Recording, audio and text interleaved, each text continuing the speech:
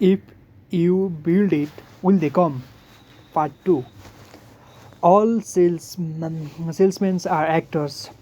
Their priority is persuasions, not sincerity. That's why the old salesman can be slaughtered, and the used car dealer is our archetype of sadness. But we only react negatively to acquired obvious salesmen, that is the bad ones. There is a wide range of sales ability. There are many gradations between novices, experts, and masters. There are even sales grandmasters. If you don't know any grandmasters, it's not because you haven't encountered them, but rather because their art is hidden in plain sight. Tom Sawyer managed to persuade his neighborhood friends to whitewash the fence for him. A masterful move, but convincing them to actually pay him for the privilege of doing his chores was the move of a grandmaster. And his friends were none the wiser. Not much has changed since Taiwan wrote in 1876. Like acting, sales works best when hidden. This explains why almost everyone whose job involves distribution, whether they are in sales, marketing, or advertising, has a job title that has nothing to do with those things. People who sell advertising are called account executive. People who sell customers work in business development.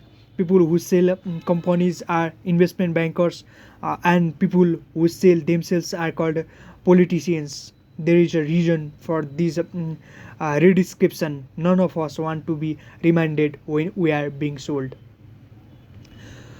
Whatever the career, sales ability distinguishes superstars from also runs on Wall Street.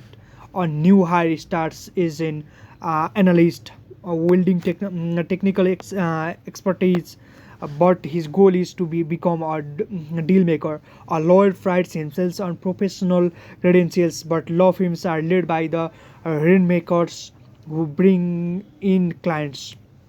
Even university professors who claim authority from scholarly achievement are envious of the self promoters who define their fields.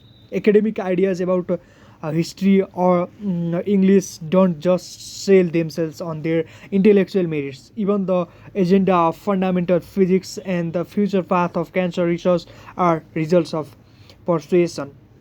The most fundamental reason that even business people underestimate the importance of sales is the systematic effort to hide it at every level of every field in a world secretly driven by it.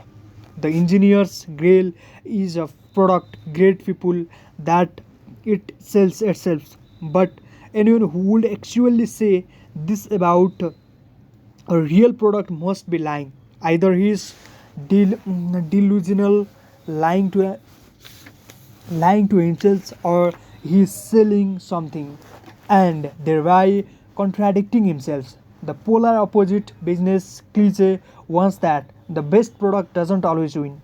Economists attribute this to path dependence. Specific historical circumstances, independent of objective quality, can determine which product enjoy widespread adoption. That's true, but it doesn't mean the operating system we use today and the keyword layouts on which we type were imposed by mere chance. It's better to think of distribution as something essential to the design of your product. If you have invented something new, you haven't invented an effective way to sell it. You have a bad business, no matter how good the product.